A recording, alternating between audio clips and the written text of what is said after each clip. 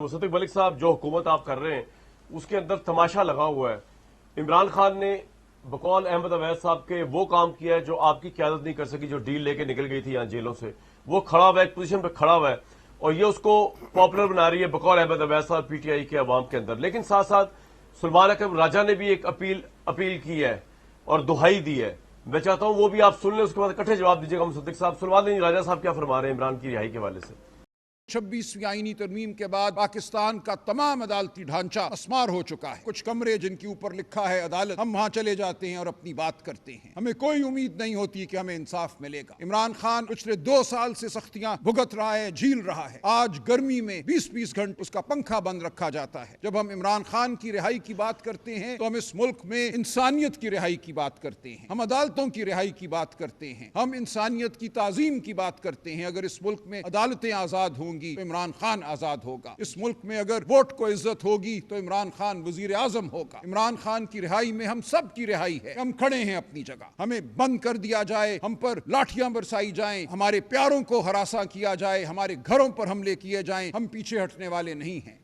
मुसद्दिक साहब, इमरान की रिहाई में सबकी रिहाई है, इंसानियत की रिहाई है, अदालतों की रिहाई है, इंसानियत की ताजीम है। भाई समझ नहीं आ रहा कि जब इतने अच्छे काम हो रहे हैं एक बंदे की रिहाई से, इंसानियत को रिहाई मिल रही है, अदालतों को रिहाई मिल रही है, ताजीम मिल रही है, पता नहीं हम क्या क्या कुछ कर रहे हैं। तो मैं हैरान हूं कि आप क्यों उसको रिहा नहीं कर रहे।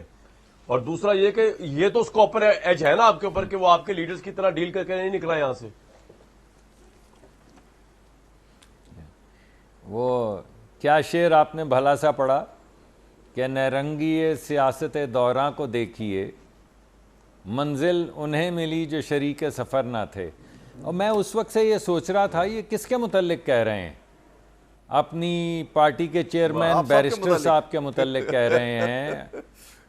हमारे जो दोस्त हैं, जो जनरल सेक्रेटरी हैं, अभी अपने राजा सलमान अकरम राजा साहब के मुतल्लिक कह रहे हैं, ये गंडापुर साहब के मुतल्लिक कह रहे हैं, ये बैरिस्टर सैफ साहब के मुतल्लिक कह रहे हैं, ये शेर अफगन मरवत साहब के मुतल्लिक कह रहे हैं, जो अभी हमारी, मैं तो देख नहीं सका टीवी, जो खातून लीडर जो कह रही थी कि दिल पे छुरी फेर कर आज ये इलेक्शन हुआ है, उनके मुतल्लिक कह रहे हैं। भाई ये इनकी पार्टी में कौन है ऐसे लोग वो जिन्हें मंजिल उन्हें मिली जो शरीक सफ़र ना थे? तो ज़रा नाम लेना, को नाम लें, हमें भी पता चले वो कौन कौन इनका शरीक सफ़र था। क्योंकि जो शरीक सफ़र थे वो तो हमें नहीं नज़र आ रहे, और जो नज़र आ रहे हैं उन्हें ये कह रहे हैं कि शरीक सफ़र नहीं है। और अगर वो शरीक सफ़र नहीं थे तो खान साहब उन्हें निकाल क्यों नहीं देते भाई? अगर ये साहब जिनका भी आपने नाम लिया, चाहे बैरिस्टर सैफ साहब हों या गंडापुर साहब हों या इनके चेयरमैन साहब हो, जो एक शरीफ आदमी है, और बाज़ मरतबा ये सारे मिलके वो अली ज़फ़र साहब के ख़िलाफ़ बातें शुरू कर देते हैं, टीवी प्रोग्राम के ऊपर एक दूसरे के ऊपर कीचड़ उछालते हैं, उंगलियां एक दूसरे की तरफ करते हैं। तो सवाल ये पैदा होता है कि भाई अगर ये आपके शरीक सफ़र नहीं हैं तो आप इन्हें निकाल दें। खान साहब की बहनें जाती हैं, वो आ जाएं बाहर और बोलें कि निकाल दिया जी इसे। आज जिन लोगों को आपने इलेक्ट किया है वो आपके शरीक सफ़र हैं या नहीं हैं? और जो लोग आज प्रोटेस्ट कर रहे हैं और कह रहे हैं कि हमारी दिल पे या गर्दन पे छुरी फिर गई आज के इलेक्शन से, वो आपके शरीक सफ़र हैं या नहीं हैं? अरे भाई आप फैसला तो कर लें। और आपने अपने ही उसमें कहा कि भाड़ में जाएं ये लोग। कौन जाए भाई भाड़ में? किसने किया ये फैसला? ये आज जो इलेक्शन हुआ है उसके जो नताइज निकले हैं, किसको भाड़ में भेज रहे हैं आप? आपके ख्याल? नहीं यार, ऐसे नहीं है। बात बड़ी सीधी सी है। इस वक्त आपने सारी बात इलेक्शन की है। इनकी अपनी पार्टी के लोगों ने ये सारी बातें की हैं जो आपने टीवी पे चलाई हैं, दिल पे छुरी, नाम लिया। और आप अपने प्रोग्राम्स देख लें, अपने प्रोग्राम्स देख लें, आप अपने प्रोग्राम्स देखें जिसके अंदर बैरिस्टर गौहर के ख़िलाफ़ कौन कौन क्या कह रहा है, राजा साहब हमारे दोस्त जो हैं उनके ख़िलाफ़, जो जनरल सेक्रेटरी हैं उनके ख़िलाफ़ कौन कौन क्या कह रहा है। आधा दिन तो ये गंडापुर को गद्दार कहते हैं, आधा दिन ये गंडापुर को हीरो कहते हैं। ये फैसला तो इमरान खान का है, तो भाड़ में क्या इमरान खान को डाल रहे हैं? ये किसको डाल रहे हैं? आज इमरान खान साहब के फैसले की इजाज़त के बगैर ये इलेक्शन हुए हैं। ये जो इन्होंने नॉमिनेशंस दाखिल किए हैं ये इमरान खान साहब के फैसले के बगैर किए हैं। ये जो अभी हमारी बहन एक बोल रही थी कि दिल पे छुरी चल रही है, तो ये किसने चलाई है दिल पे छुरी? ज़रा फैसला कर लेना। ये हमारी पार्टी का मसला तो नहीं है। अगर इमरान खान साहब को छोड़ना है तो आप खुद, हमारे अहमद अवैस साहब बहुत बड़े लॉयर हैं, हमारे दोस्त सलमान अकरम राजा साहब से शायद ही को बड़ा लॉयर हो, अली ज़फ़र साहब के वालिद दूसरी नस्ल अजीम तरीन जो लॉयर्स हैं उनकी नस्ल है, तो आप अदालत में जाए ना। आप 190 मिलियन की रिश्वतें भी लें, आप 500-500, अब मैं बताता हूं आपको किस अदालत में जाए। आप इंग्लिस्तान की अदालत में चले जाएं, जहां पे आपने कागज लिख के भेजा था, जहां पे आपने कागज, और आपने मेरे साथ प्रोग्राम में बैठ के ये बातें की इंग्लिस्तान की अदालत ने तो कोई क्राइम मनी नहीं किया।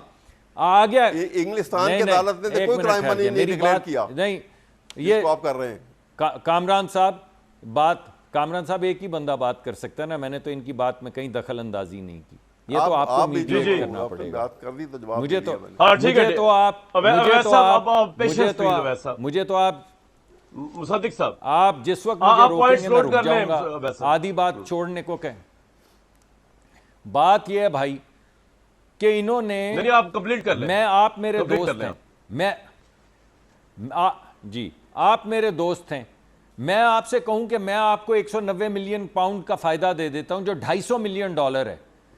वो $250 मिलियन जो 1/4 पूरी IMF प्रोग्राम का है। चलें, आप कहेंगे यार ये किस तरह का वजीर है यार, ये तो चोर है, ये तो करप्ट है। यार बात मैं करता हूं तो रेलेवेंस है ना, मुझे करने देंगे तो रेलेवेंस आएगी ना। आप अगर बात के शुरू में ही नाराज हो जाएंगे तो कोई रेलेवेंस आपको समझ आ रही है जिसकी वजह से?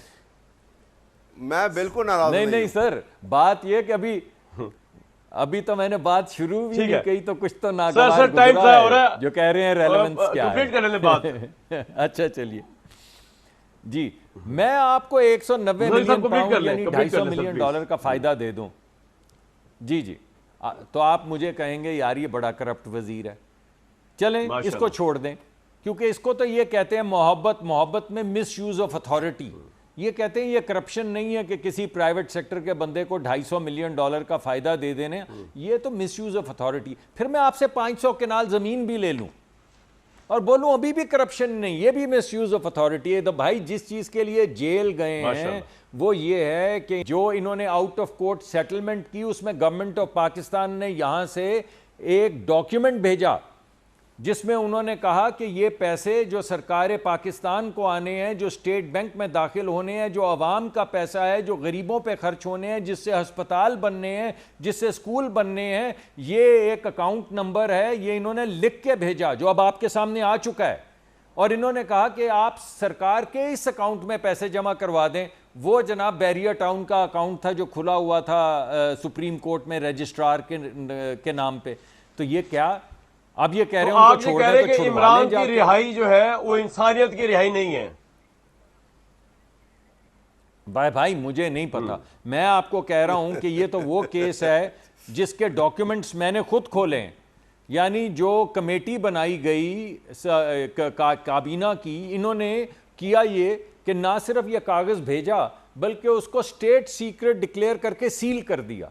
और आपको याद होगा कि ये वो केस है जिसमें वो क्या नाम है हमारे फवाद चौधरी साहब और वो हमारी जो इंफॉर्मेशन की मिनिस्टर PTI की थी, उन्होंने हाथ कहा कि हमने तो डॉक्यूमेंट देखा ही नहीं, हमने तो डॉक्यूमेंट देखा ही नहीं है।